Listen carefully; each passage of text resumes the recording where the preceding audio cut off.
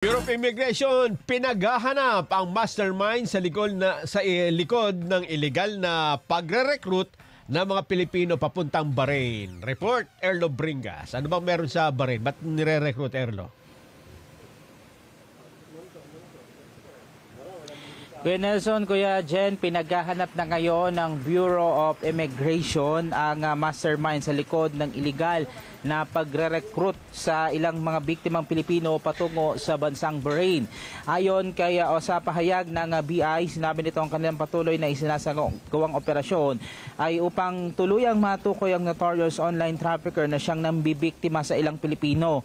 Ayon kay Bureau of Immigration Commissioner Joel Villado, dinetalya ng Immigration Protection and Border Enforcement Section na ang kanilang na-rescue ay dalawang babae na kinilala sila na pangalang Ani at Aisa.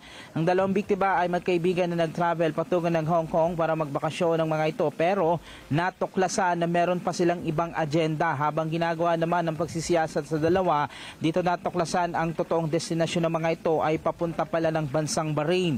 Ayon sa dalawang nasiyasat ng BI, na recruit umano sila para magtrabaho sa isang factory na may pangakong pasahod na buwan na 19,000 pesos pera dito sa Pilipinas kada buwan. Sa pagpapatuloy pang pagtatanong, natuklasan din na ang online trafficker binigyan sila ng dalawang envelope na naglalaman ng travel documents, habang ang ikalawa naman ay ang Bahrain-bound airline tickets nila at visa application.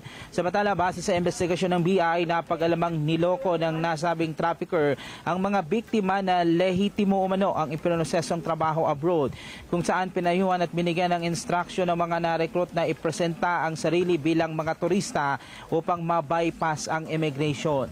Samantala, Kuya Nelson, Kuya Jen, tiniyak naman ni BI Commissioner Viado na mabibigyan ng hustisya at maingatan din ng mga Pilipino at nais lamang na magtrabaho abroad mula sa exploitation. Muli namang nagbabala ang BI maging ang migrant workers sa ating mga kababayan na nais mag-abroad na kumpirmahin muna sa migrant workers website kung yung mismong agency ay lehitimo, no, pang sa ganon ay hindi maloko at sa huli pagsisihan ang nasabing pagkakapasok sa nasabing agency na hindi naman pala lehitimo at may tuturing na scam. Yan muna latest, Earl Bringas para sa 100% balita.